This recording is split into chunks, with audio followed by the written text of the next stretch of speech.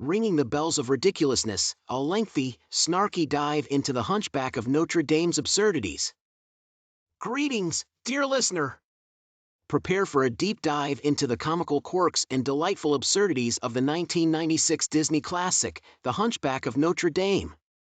This gothic tale of love, acceptance, and stone gargoyles is ripe for a lengthy, snarky analysis that will have you laughing from the rafters. So, grab a pew and settle in for a 10-minute tour of the sillier side of this animated masterpiece. First and foremost, let's address the movie's titular character, Quasimodo.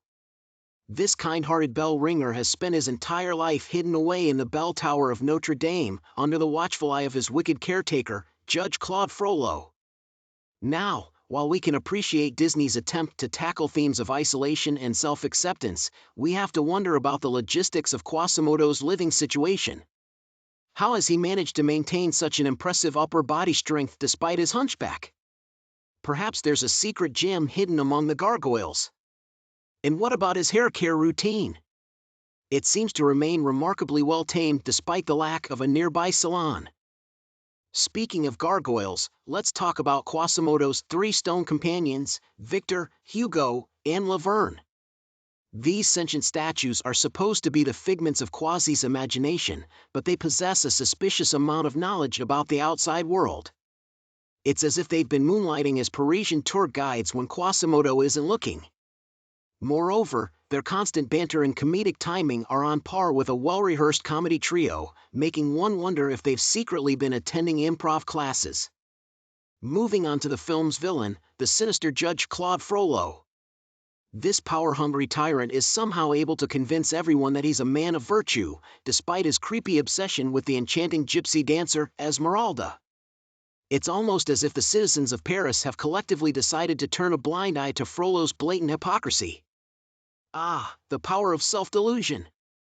Also, considering his high-ranking position in the city, it's a bit peculiar that Frollo spends so much time lurking in the shadows, plotting his nefarious schemes, instead of, actually doing his job. And let's not forget Captain Phoebus, the dashing soldier who ultimately wins Esmeralda's heart. While he's certainly easy on the eyes, we have to wonder how he manages to remain so clean and well-groomed after spending days on horseback and battling Frollo's henchmen. Perhaps he's been secretly borrowing Quasimodo's workout regimen. Furthermore, his quick transition from loyal soldier to rebellious hero seems a tad rushed, as if he's been itching for an excuse to defy his superiors and pursue a life of adventure. Now, about those musical numbers. The Hunchback of Notre Dame features some truly spectacular songs, but we can't help but question the physics of out there. Quasimodo's acrobatics atop the cathedral's flying buttresses are nothing short of extraordinary, but how has he managed to avoid plunging to his doom all these years? It's as if Disney's animators decided to bend the laws of gravity just for Quasi's dramatic solo. And while we're on the subject of music, let's address the highly choreographed dance routines that seem to spontaneously erupt throughout the film. Are we to believe that the entire population of Paris has been secretly attending dance rehearsals in between their daily bouts of loafing and baguette eating? Ah, the magic of Disney! As for the infamous Feast of Fools, this raucous celebration seems to bring out the best and the worst in our beloved characters. Quasimodo's triumphant debut as the King of Fools is quickly overshadowed by the cruel mockery of the townspeople. It's almost as if the entire city of Paris is suffering from a case of split personality disorder, oscillating between joyous celebration and heartless ridicule at the drop of a hat. Perhaps they all just need a nice, long nap. Next up, we have the film's climactic battle between Frollo's forces and the citizens of Paris, aided by Quasimodo and his gargoyle friends. While it's undoubtedly an epic showdown, we can't help but wonder about the sheer number of weapons and projectiles that seem to materialize out of thin air. Are we to believe that the bell tower of Notre Dame has been serving as a secret armory all these years? And let's not forget the fact that Quasimodo's gargoyle friends are suddenly able to interact with the physical world, despite being figments of his imagination. Perhaps the laws of reality have decided to take a vacation, just in time for the grand finale. Speaking of the grand finale, let's address the emotional resolution of our beloved characters. While it's heartwarming to see Quasimodo finally embraced by the people of Paris, we can't help but feel a pang of sadness that he doesn't end up with Esmeralda. After all, he's risked life and limb and defied gravity to save her. Yet, in true Disney fashion, the beautiful heroine ends up with the dashing hero, while Quasimodo is left to find love elsewhere. Perhaps there's a nice, understanding gargoyle out there just waiting for him.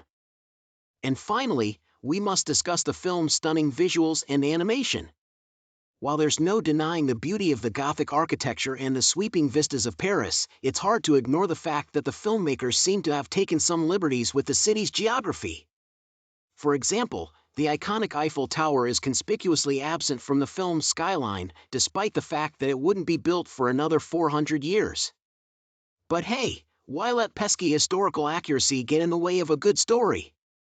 In conclusion, The Hunchback of Notre Dame is a heartwarming tale filled with Gothic charm, heartfelt emotion, and a whole lot of comical absurdities.